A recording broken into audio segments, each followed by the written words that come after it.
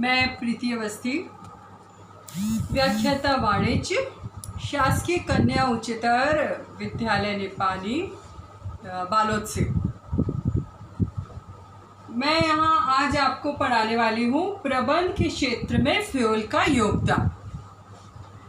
Henry fuel कौन थे? मैंने आपको अपने पहले पार्ट में बताया है।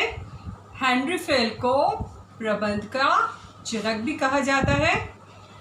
हेनरी फ्यूल का जन्म सन 1841 में फ्रांस में हुआ था। इन्होंने अपना जीवन एक इंजीनियर के रूप में प्रारंभ किया था। इन्होंने प्रबंध या प्रशासन के 14 सिद्धांत दिए। इन्होंने 1916 में जनरल एंड इंडस्ट्रियल मैनेजमेंट नाम से अपने जीवन की सर्वश्रेष्ठ रचना की, जिसका इन्होंने अंग्रेजी में भी अनुवाद किया। 1925 में फ्यूल की मृत्यु हो गई। फ्यूल को प्रबंध के सिद्धांत का जनक भी कहते हैं और फ्यूल ने प्रबंध और प्रशासन को एक ही माना। इन्होंने दोनों को पर्यायवाची माना। अब प्रबंध और प्रशासन के क्षेत्र में फ्यूल का योगदान क्या था? प्रबंध के तत्व, पहला है प्रबंध के तत्व। इन्होंने प्रबंध को 5 भागों में विभाजित किया। पहला तत्व इन्होंने नियोजन, दूसरा संगठन, तीसरा आदेश, चौथा समन्वय और 5वां नियंत्रण को माना। अब प्रशासन शब्द का इन्होंने प्रयोग किया। इन्होंने प्रबंध और प्रशासन दोनों को एक माना और इन्होंने दोनों में कोई भेद नहीं किया। वैसे भी इन्होंने ये माना कि प्रबंध और प्रशासन में भेद करना बहुत ही कठिन है। इन्होंने दोनों को एक ही रूप माना। प्रबंध और प्रशासन का कार्य है उच्च स्तर पर, शीर्ष स्तर पर कार्य करना, नीतियों का निर्माण करना। अब इन्होंने आगे कार्यों का वर्गीकरण किया। कार्यों का वर्गीकरण इन्होंने 6 भागों में किया। पहला तकनीकी विभाग, दूसरा वाणिज्यिक विभाग, तीसरा वित्तीय विभाग, चौथा लेखाकरण विभाग, 5वां प्रशासनिक विभाग और आखिरी सुरक्षा विभाग। तकनीकी विभाग का कार्य था विभिन्न तकनीकों का सहयोग लेना, नई नई तकनीकों का उपयोग करके उत्पादन और सेवाओं में वृद्धि करना। वाणिज्य विभाग का कार्य था क्रय विक्रय आदि को देखना। वित्तीय विभाग का कार्य था कि वित्त का कैसे नियंत्रण किया जाए, वित्त कहाँ से उपलब्ध करा जाए, वित्त को कैसे खर्च किया जाए। आगे लेखाकरण विभाग, इसका कार्य था उचित लेखाकरण विधि का उपयोग किया जाए। फिर प्रशासनिक विभाग के अंतर्गत नियोजन, संगठन, नियंत्रण आदि आते हैं। सुरक्षा विभाग का कार्य था सबको सुरक्षा प्रदान करना, चाहे वो उद्यमी हो, चाहे वो प्रबंधक हो, चाहे वो उपभोक्ता हो, सभी को सुरक्षा प्रदान करना। अब है चौथा प्रबंध की योग्यता। प्रबंधक में क्या योग्यता होनी चाहिए? शारीरिक रूप से वह सक्षम होना चाहिए, बुद्धिजीवी होना चाहिए, उसमें पहल शक्ति का गुण होना चाहिए, उत्तरदायित्व लेने में वह आगे आए, अधिकारों को स्वीकार करे, सही समय पर सही निर्णय ले सके। ये सारे गुण एक प्रबंधक में होने चाहिए। अब आया नियंत्रण का विस्तार। नियंत्रण का विस्तार यानी नियंत्रण कैसे किया जाए। एक अधिकारी के अंतर्गत कितने अधीनस्थ रखे जाएं। अगर क्षेत्र बड़ा है तो उसके अधीनस्थ भी ज़्यादा होंगे, फिर भी 4 या 5 अधीनस्थ एक अधिकारी के अंतर्गत रखे जाने चाहिए। अगर ज़्यादा से ज़्यादा अधीनस्थ हो जाएंगे एक अधिकारी के अंतर्गत तो उन पर नियंत्रण रखना उसके लिए कठिन हो जाएगा और कार्य कराना मुश्किल हो जाएगा। अब आया फ्यूल के प्रमुख ग्रंथ। फ्यूल ने कुछ प्रमुख ग्रंथ लिखे। उनमें से जो प्रमुख है वो है general and industrial management, administration industrial at general, law doctrine administrative ड्रांस इचॉर। 7वां है प्रशासन या प्रबंध के 14 सिद्धांत। फ्यूल का सबसे अच्छा योगदान है या उन्हें प्रबंध का जनक कहा गया है। उन्होंने क्योंकि प्रबंध के 14 सिद्धांत दिए। वह सिद्धांत पहला आया श्रम विभाजन का सिद्धांत। श्रम को बांट के करना। श्रम विभाजन के सिद्धांत में श्रम को बांटा जाता है। जो व्यक्ति आँख का कार्य अच्छा करता है उसे वह कार्य सौंपा जाना जो वह कर सकता है। जैसे कोई आँख का कार्य अच्छा करता है, कोई सुनने का कार्य अच्छा करता है, कोई लिखने का कार्य अच्छा करता है, कोई बोलने का कार्य अच्छा करता है, तो उसके गुण के अनुसार उसे कार्य सौंपना श्रम विभाजन का सिद्धांत कहते हैं। अगर जो व्यक्ति जिस कार्य के लिए दक्ष है, जो उसमें जो गुण उपलब्ध है, उसके अनुसार अगर उसे कार्य सौंपा जाएगा तो निश्चित ही वह कार्य अच्छा करेगा। दूसरा है अधिकार तथा दायित्व का सिद्धांत। अधिकार और दायित्व का एक दूसरे से परस्पर लेना देना है। अगर किसी व्यक्ति को कुछ दायित्व दिए जा रहे हैं तो कुछ अधिकार भी मिलने चाहिए। आगे है अनुशासन का सिद्धांत।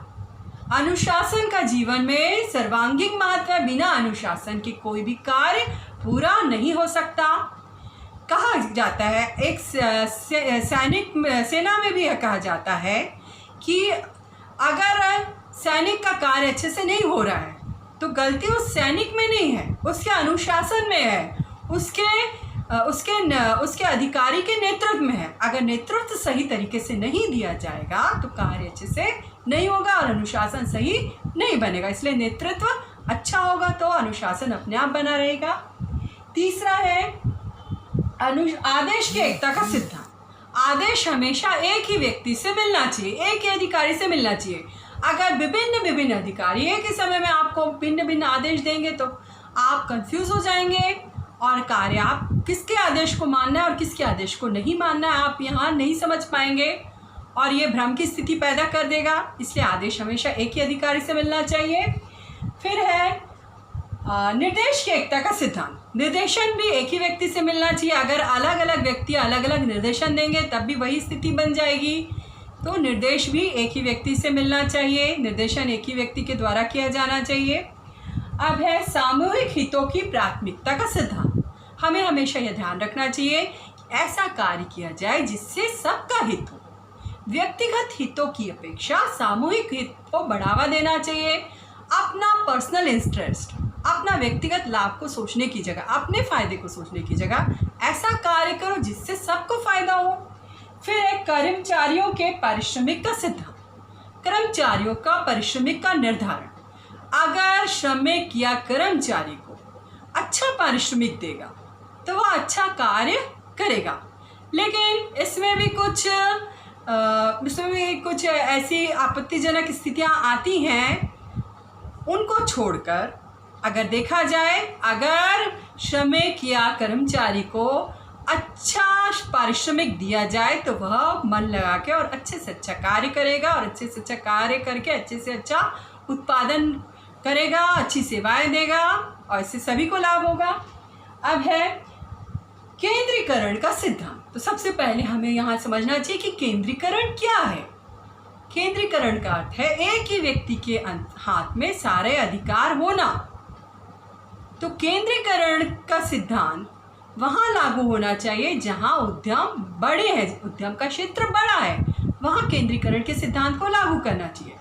लेकिन जहाँ क्षेत्र बड़ा है वहाँ पर विकेंद्रीकरण के सिद्धांत को लागू करना चाहिए, क्योंकि वहाँ एक ही व्यक्ति हर जगह कमांड नहीं कर सकता। लेकिन जहाँ क्षेत्र छोटा है, जहाँ छोटे उद्योग हैं, वहाँ पर केंद्रीकरण को बढ़ावा देना चाहिए।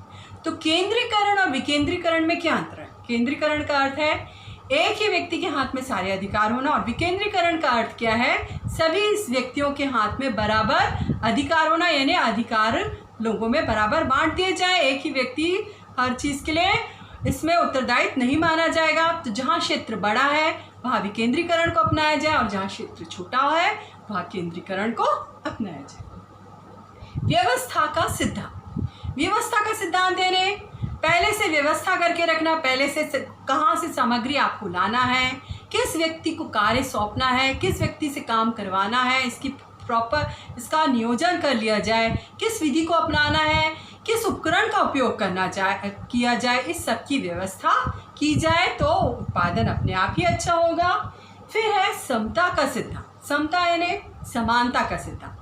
सबको एक नज़रिए से देखना, सबको बराबरी से आगे बढ़ाना, सबको लेके चलना, यह है समता का सिद्धांत। सबको बराबरी से लाभ देना, यह है समता का सिद्धांत। अब है स्थायित्व का सिद्धांत। स्थायित्व का सिद्धांत क्या बताता है? स्थायित्व का सिद्धांत यह बताता है जो भी हम रोजगार कर रहे हैं, जो भी हम पेशा अपना रहे हैं, उसमें अगर स्थायित्व हो तो हम निश्चिंत होकर वह कार्य मन लगा के करेंगे। अब जैसे आप प्राइवेट जॉब में देखते हैं, वहाँ क्या है, स्थायित्व नहीं रहता, वह अस्थिर रहता है। अस्थिर अगर आपका रोजगार रहेगा तो आप प्रयास करेंगे कि आप ऐसे रोजगार के अवसर पा सके जहाँ आपको ज़्यादा से ज़्यादा पारिश्रमिक मिल सके। तो जहाँ स्थायित्व रहेगा वहाँ लोग ज़्यादा कार्य करना पसंद करेंगे। अब है पहल शक्ति का सिद्धांत। पहल शक्ति का सिद्धांत यानी कोई भी निर्णय लेने से पहले अधिकारी को अपने जो प्रबंधक हैं, अपने जो अधीनस्थ हैं, उनसे भी विचार सुझाव उनसे भी लेना चाहिए और उनको भी आगे आके सुझाव देना चाहिए ताकि नियोजन करने में सहायता मिले और किसी कार्य को अच्छी तरीके से प्रतिपादित किया जा सके, जिससे अच्छे से अच्छा उत्पादन हो सके और अच्छे से लाभ प्राप्त किया जा सके, ज़्यादा से ज़्यादा लाभ प्राप्त किया जा सके। अब आगे देखिए पद अधिकारियों में संपर्क श्रृंखला का सिद्धांत। ये देखिए, ये चित्र देखिए, सबसे ऊपर पे है ए, फिर B C D E F G, यहाँ देखिए ऊपर ए है, फिर L M N O P Q. तो यहाँ पे, यहाँ देखिए, इधर देखिए, मेरी तरफ देखिए, इससे क्या होता है, संपर्क श्रृंखला। अगर नीचे से निर्देश कहाँ तक जाएगा, ई से जाएगा ए को, और ए से फिर कहाँ जाएगा, देखो जी से जाएगा ए को, और ए से फिर किसको जाएगा, क्यू को। यानी निर्देश और आदेश पूरा ए से होकर ही गुजरेगा। तो ऐसे में क्या होता है, समय ज़्यादा लगेगा और कभी कभी विषम परिस्थिति में जब हमें तुरंत निर्णय लेने की ज़रूरत पड़ेगी तो हम अगर हम इंतज़ार ही करते रहेंगे तो क्या होगा, समय ज़्यादा लगेगा। अब जैसे बहुत ही विषम परिस्थिति आई है, जिससे आग लग गई है, तो हम अगर जी से एफ, एफ से ई, ई से डी, डी से सी, सी से ई, ई से ए तक अगर हम बात पहुंचाएंगे तो क्या होगा, हम उस परिस्थिति से उबर नहीं पाएंगे, सही समय पर सही निर्णय नहीं हो पाएगा, तो इससे हमें हानि होगी, हमारा नुकसान हो जाएगा। ऐसे समय में इसे कड़ी दर कड़ी जोड़ने की जगह इस कड़ी को तोड़कर ऐसी व्यवस्था करनी चाहिए कि सीधा संपर्क स्थापित कर सके कोई भी एक दूसरे से। इसे एक श्रृंखला के रूप में बनाया गया है, इसीलिए इसे संपर्क श्रृंखला भी कहते हैं। अब आखिरी आया सहयोग एवं सहकारिता का सिद्धांत। सहयोग और सहकारिता का सिद्धांत क्या कहता है, मैं की जगह हम का उपयोग किया जाए। हमारे अंदर ये भावना रहनी चाहिए कि हम आपस में एक दूसरे को सहयोग करें। और सहकारिता क्या है, साथ में कार्य करने की भावना। जब तक हम मिलजुल कर काम नहीं करेंगे हम कभी भी सफल नहीं हो सकेंगे, कभी जीवन में भी सफल नहीं हो सकते। इससे अगर हम अच्छे उद्योगों की स्थापना करना चाहते हैं, अच्छी वस्तुओं का निर्माण करना चाहते हैं, अच्छी सेवाएं प्रदान करना चाहते हैं, तो हमें मिलजुल कर कार्य करना, सहकारिता से कार्य करना चाहिए। अब टेलर और फ्योल का तुलनात्मक अध्ययन किया जाएगा, ये मैं आपको अगले उसमें वीडियो में बताऊंगी। आज का होमवर्क मैं आपको देती हूँ कि आप लिखिए प्रबंध के क्षेत्र में फ्योल का क्या योगदान था। दूसरा, मानसिक क्रांति का सिद्धांत क्या है। तीसरा प्रश्न लिखिए संपर्क श्रृंखला क्या है, इसे समझाइए। तो इसी के साथ, और आदेश की एकता का सिद्धांत क्या कहता है, निर्देश की एकता का सिद्धांत क्या कहता है, यह भी लिखिएगा। इसी के साथ धन्यवाद।